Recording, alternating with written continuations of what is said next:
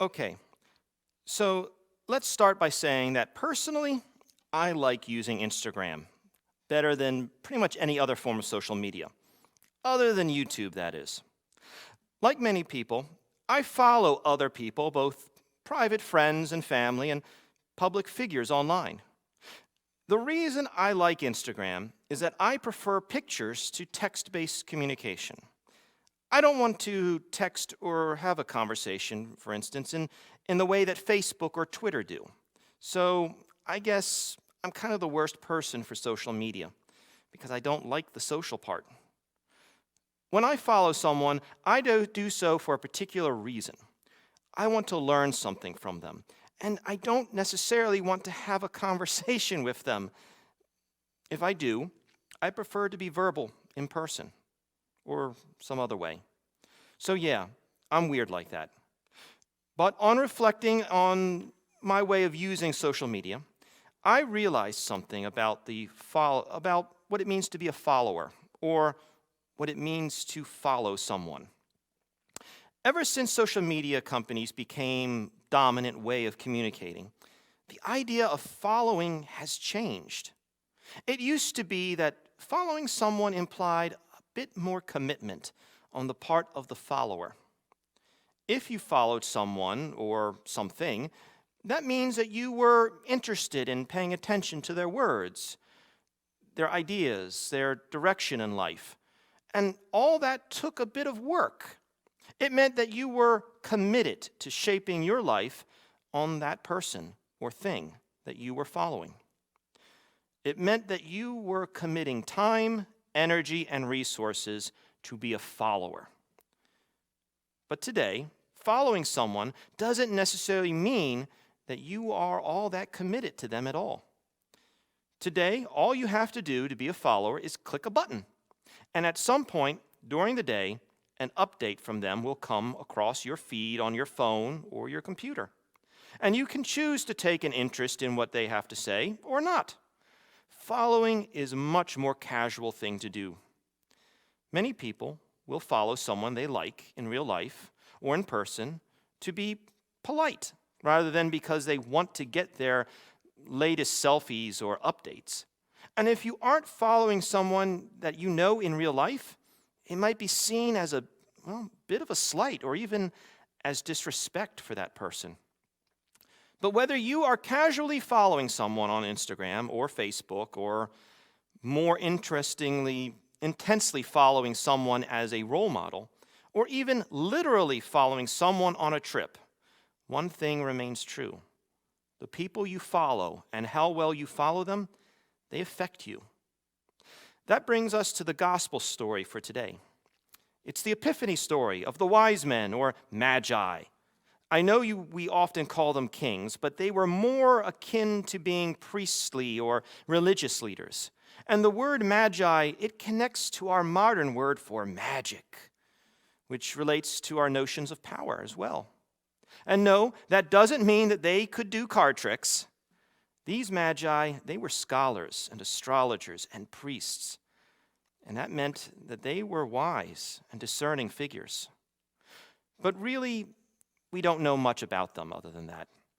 We don't even know how many there were, though Christian tradition usually assumes 3: Casper, Balthazar, and Melchior. Some Christians have the tradition of giving gifts on Epiphany instead of Christmas. And instead of Santa showing up, the Magi stop by on their way to find Christ. And as a blessing, they write their initials in chalk with the year on the front doors of houses and churches. What we do know, though, is from their actions in the gospel. They followed a star, and that meant that a king was born among the Jews, and they, being wise men, wanted to follow it. They wanted to pay their respect on this happy occasion. We already know that this meant a great deal of commitment on their part. Years of study and then months of travel and investment in preparing for the trip. Not to mention the investment in buying the right kind of gift. And no regifting here, please. These gifts had to have meaning behind all of them. Gold befitting the wealth of a king, frankincense to be used in a priestly role, and myrrh for a dark and sad day in the future. These gifts have meaning to them, not like that calendar I got 2 Christmases ago, not that I'm still offended. They showed thoughtfulness and understanding about the person they were seeking to follow after. They had everything thought out except where to find the newborn king. The logical place to find a baby king should probably be a palace, but instead we see this Herod guy. And when the Magi show up, they go viral, or at least as viral as you can get before electricity. Those wise men are all over town, getting everyone's attention about a star and a new king. And like all things that go viral online, pretty soon the message reaches people who aren't interested in following, but people who are interested in being followed. It says, when King Herod heard this, he was disturbed, and all Jerusalem with him. Now, old King Herod is a clever media marketer. He could have tweeted out, #fake news, #real King Herod. But instead, he tries to follow the trend and direct messages to the wise men. Then Herod called the Magi secretly and found out from them exactly the time the star had appeared. He sent them to Bethlehem and said, "Go and search carefully for the child. As soon as you find him, report to me so that I too may go and worship him." We all know that whenever Herod shows up in the Gospels, he is usually up to no good. But the Magi, they don't know Herod from Adam. They see the star that they have been following and know that they are looking for the newborn Messiah. They know that that is something worth pursuing, but they don't understand Herod's motivations.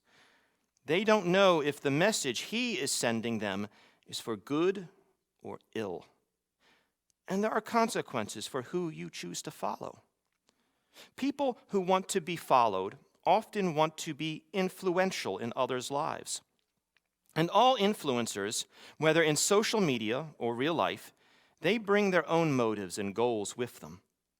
And sometimes those motives and goals will conflict with what is right and wrong, even for the greater good. Sometimes they will conflict with and throw doubt on what you and who you believe and keep faith in. Now the Magi, they are called wise men because they know how powerful and influencers might try to be, and how they might try to win friends and influence others. They know how others might like to lay claim to their treasured gifts. They know a bait-and-switch scheme when they see one or hear one. And they know what signs to look out for as they study the heavens to find the star they really want to follow. They don't want to let some lesser light outshine the Messiah that they seek. And the treasure that they will carry should go to the one who is truly worth following. They heard the king out, but they kept following their star till they reached Jesus. The years of dedication in following their trusted star had finally reached its goal. On coming to the house, they saw the child with his mother Mary, and they bowed down and worshiped him. Then they opened their treasures and presented him with gifts of gold, frankincense, and myrrh. And having been warned in a dream not to go back to Herod, they returned to their country by another route.